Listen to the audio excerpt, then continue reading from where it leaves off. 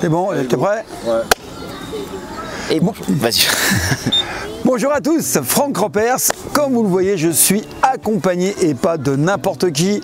On l'appelle Major. Voilà. Ça rigole pas, hein. D'accord? Ça me rappelle 40 ans en arrière. Bon, sérieusement, Major est kinésithérapeute, il est sportif, il pratique le jiu-jitsu brésilien, donc il connaît les arts martiaux, il fait du crossfit, peut-être même un peu préparateur physique. Bah alors pas tellement, mais je fais surtout le suivi de blessures et c'est pour ça que j'avais envie de te poser pas mal de questions. Donc on va échanger, parce qu'encore une fois, le but, et son but aussi, c'est que vous appreniez des choses et surtout que vous ne soyez pas en situation de vous blesser. La prévention, c'est ce qu'il y a de mieux, c'est pas qu'une fois qu'on est pété qu'on dit bah si j'avais su. Donc je partage avec des gens pour qui c'est le métier et c'est son métier. Moi je ne suis pas du paramédical et du médical et je vous le dis souvent. Par contre je me fais souvent accompagner par des ostéos et des kinés et là on fait en live. Alors on va aborder des sujets qui vont sûrement vous intéresser parce que c'est du quotidien. Donc moi je te suis Franck depuis très longtemps et j'aime beaucoup ton approche surtout sur l'aspect mental, motivation, ce qui est hyper important. Et en fait ce que je voulais te proposer comme sujet c'était de faire une mise au point à la fois sur les petits protocoles d'étirement et d'échauffement. Savoir ce que toi tu faisais parce que finalement c'est ultra personnel et proposer un peu ce que nous on imagine aujourd'hui en kiné, ce que nous apportent les dernières études scientifiques. Toi typiquement pour une séance qu'est-ce que tu fais en ce moment? Alors déjà, ça dépend ton challenge là en ce moment. Ouais, donc ça dépend déjà si on parle de musculation ou si on parle d'arts martiaux. Et ben on va disons une séance de musculation. Ok. Alors moi c'est très simple. Je suis dans l'optimisation, tu le sais, hein, j'applique la loi Pareto. Donc je fais un échauffement généralisé. Ça veut dire que je fais monter mon cœur en rythme cardiaque, d'accord. J'augmente le rythme cardiaque, je le fais monter en température et je fais en sorte que tout fonctionne bien au niveau articulaire.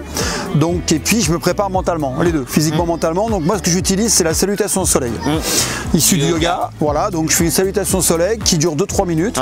Je commence doucement, je la fais dynamique jusqu'à temps que j'ai une légère sudation. Et quand je suis prêt, quand je me sens bien mentalement, physiquement, j'attaque le spécifique. Alors le spécifique, c'est qu'en fait, je fais un échauffement qui est en phase avec ce que je vais travailler. Par exemple, je vois pas l'intérêt, comme certains, de passer 10 minutes sur un vélo alors qu'ils vont faire des curls. Voilà. Donc je travaille spécifiquement le groupe musculaire que je vais travailler dans le futur avec des poids ou au poids de corps. Et je fais surtout pas des assouplissements. Surtout pas, parce que c'est le dernier truc à faire, je le dis tout le temps. Je fais plutôt des étirements actifs, mise en tension, et je fais en sorte de faire ce qu'on appelle du dynamique. Exactement. Voilà, pour encore une fois me mettre psychologiquement dans l'exercice futur. Il y a une préparation mentale dans l'échauffement et physique, c'est bizarre de dire ça, mais je me connecte vraiment avec mon corps pour pas me blesser. Et si je sens qu'il y a des... c'est noué, je le dis, hein, j'ose le dire, alors je ne propose pas aux débutants ça, mais si je sens qu'il y a des nœuds, ce que je fais, c'est que j'utilise le rouleau. Et là, je travaille sur le rouleau, avec le rouleau pendant 1 minute, je travaille sur les parties musculaires. Par exemple, sur le fessier, là récemment, je voulais faire un peu de soulevé de terre, j'ai senti une légère tension. Pourquoi? Parce que j'avais travaillé en coup de pied, la veille sur les coups de pied latéraux, sur les chassés, le yokogiri du karaté. Donc j'ai pris le rouleau, 1 minute. Et ça m'a soulagé, ça enlevait les nœuds, hein, comme on dit. Et après, j'ai envoyé du lourd, il n'y a pas de souci. Sans me vanter, ça fait 40 ans que je fais de la musculation, plus même 43. Je touche du bois, hein, mais je me suis jamais blessé, jamais claquage, jamais de déchirure. Ça paraît incroyable. Hein. J'ai eu une blessure ici, mais ça n'a rien à voir, c'est en combat. Mais sinon, j'ai pas de blessure. Pourquoi? Parce que je fais vraiment attention à ce que je fais au niveau échauffement, retour au calme, récupération. Voilà. Est-ce que c'est bien, docteur? J'ai envie de te dire, Franck, tu as fait toute la vidéo parce que tu as dit tout ce que tu allais dire, donc je peux me barrer. Non. Non, mais blague à part, ce que tu as dit, c'est essentiel. Prendre le temps de s'échauffer. Sur l'aspect mental, c'est aussi hyper important parce qu'en fait, toi, ce que tu fais, c'est de la projection mentale de la tâche motrice que tu vas faire. Je visualise. Grosso merdo, c'est de la visualisation. Tu le sais comme moi, notamment les chauffeurs, les pilotes F1. On sait que les mecs ils s'imaginent déjà le tracé de la course avant de commencer à la faire. C'est pareil au niveau de nos muscles, nos articulations, où tu vas justement éveiller ta sensibilité musculaire, tissulaire, tout ce que tu veux pour être capable d'être performant sur une tâche motrice. Donc ça c'est top. T'as enlevé, et ça justement je ne pensais pas que tu l'avais fait, d'enlever les stretching passifs. Typiquement sur, allez on va prendre l'étirement du biceps, d'accord. En effet si on veut faire des curls, il est contre-productif faire de l'étirement du biceps à froid avant, et même on peut diminuer ses perfs et augmenter son risque de blessure. Donc là c'est les rares trucs où il y a un vrai consensus. Après en effet c'est pour ça que je voulais vraiment avoir ta version, c'est sur l'échauffement, on va préférer les échauffements dynamiques. Là aussi, il y a plutôt un consensus au niveau des dernières revues scientifiques où vraiment, pour préparer typiquement du curl, on va faire en spécifique sur des travails de flexion et extension du biceps. C'est simplissime, mais il suffit de le dire. Et bien souvent, moi, ça m'arrive encore d'avoir des gens qui viennent avec un protocole d'échauffement pour parfois pas du tout de protocole d'échauffement, qui attaquent directement sur du lourd et ils se disent c'est bon, j'ai pas le temps, je zappe l'échauffement. Et bien souvent, quand tu travailles un muscle avant qu'il soit chaud, avant qu'il soit prêt, c'est là où tu augmentes justement ton risque de blessure parce que tu n'es pas prêt. Et l'autre truc qui m'a fait marrer, que tu as dit, c'est. Attends, ça m'a échappé. Les rouleaux. Les rouleaux. Pour les fascias. Ouais. Là aussi, ce qui va être intéressant par rapport au rouleau, donc toi tu dis, je vais écraser un peu les nœuds, et en fait, c'est au niveau cellulaire, on ne sait pas exactement comment ça se passe, mais au niveau du ressenti du cerveau, on a ça. On a une diminution de l'information sensitive. Ce qui va faire que justement là où tu étais un peu emmerdé, soit peut-être quelques fibres musculaires qui étaient encore un petit peu tétanisées de la veille, et si jamais tu veux envoyer encore un coup, et bien en effet ton muscle il sera pas à 100% et c'est là où tu augmentes ton risque de blessure, et le rouleau est un bon moyen pour diminuer ça et faire en sorte que ton muscle soit un peu plus échauffé et plus prêt à le réaliser.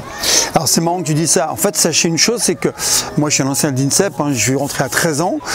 Il fut un temps où on disait faut assouplir pour pas te blesser avant de sprinter.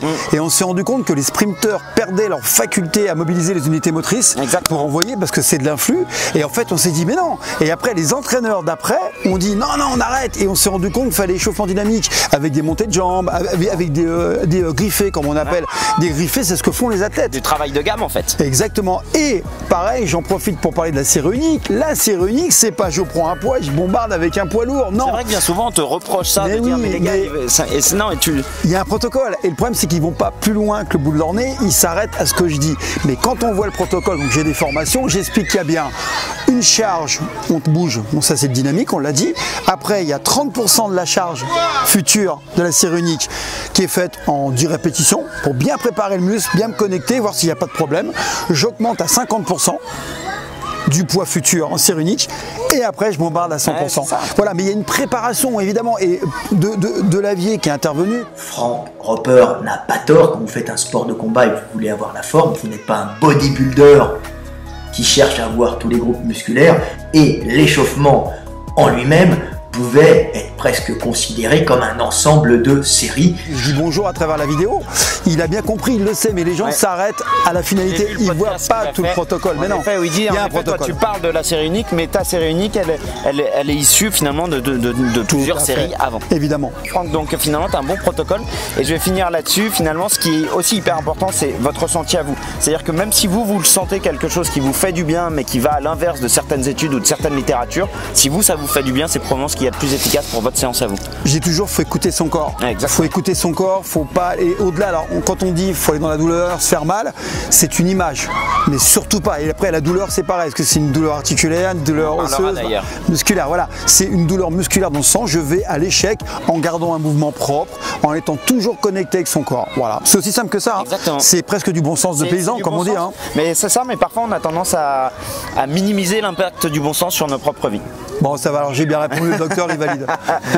Bon, merci beaucoup de m'avoir invité, Franck. Écoutez, si vous voulez voir ce que je fais et puis ce qu'il fait, on mettra le lien, bien sûr, du sergent-major, je rigole, du major. Donc il y a Evo 90 avec ses mêmes méthodes, il y a Repères Evolution, mais vous allez voir ce qu'il propose, allez voir ce qu'il fait sur Instagram, sur YouTube.